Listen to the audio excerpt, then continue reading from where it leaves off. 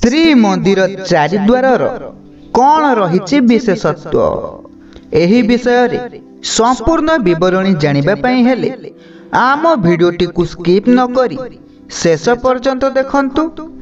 ଯଦି ଆପଣ ଆମ ଚ୍ୟାନେଲରେ ନୂଆ ଅଛନ୍ତି, ଆମ ଚ୍ୟାନେଲକୁ ସବସ୍କ୍ରାଇବ୍ କରି ଅଲ୍ ନୋଟିଫିକେସନ୍ ଉପରେ କ୍ଲିକ୍ କରନ୍ତୁ। ଶ୍ରୀମନ୍ଦିରର ଏହି ଚାରିଦ୍ୱାରର ନିଜସ୍ୱ ବିଶେଷତା ରହିଛି। ଏହି ଚାରିଦ୍ୱାର ଚାରି ଜୀବଙ୍କୁ ପ୍ରତିନିଧିତ୍ୱ କରନ୍ତି।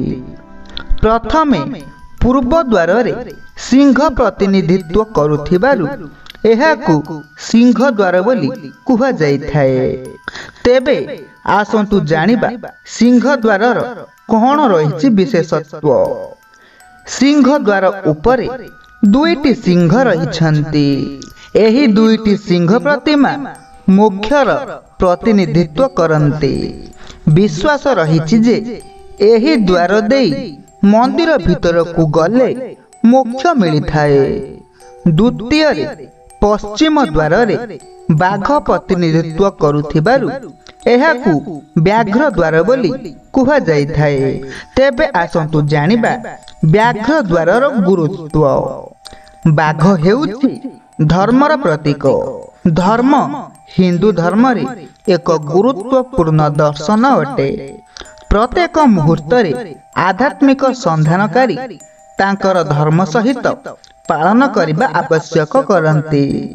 ବ୍ୟାଘ୍ର ଦ୍ୱାର ଦେଇ ମନ୍ଦିରରେ ପ୍ରବେଶ କରିବା ଭକ୍ତଙ୍କୁ ତାଙ୍କର ଧର୍ମ ବିଷୟରେ ମନେ ପକାଇଥାଏ ଏବଂ ଆତ୍ମାକୁ ସଜାଗ କରାଇଥାଏ।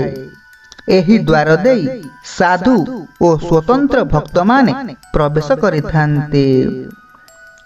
ତୃତୀୟରେ ଉତ୍ତର ଦିଗରେ ହାତୀ ପ୍ରତିନିଧିତ୍ୱ କରୁଥିବାରୁ ଏହାକୁ ହସ୍ତୀ ଦ୍ୱାର ବୋଲି କୁହାଯାଇଥାଏ।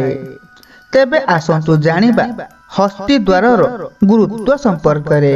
ଏହି ଦ୍ୱାରର ଉଭୟ ପାର୍ଶ୍ୱରେ ହାତୀମାନଙ୍କର ବିରାଟ ମୂର୍ତ୍ତି ରହିଛି।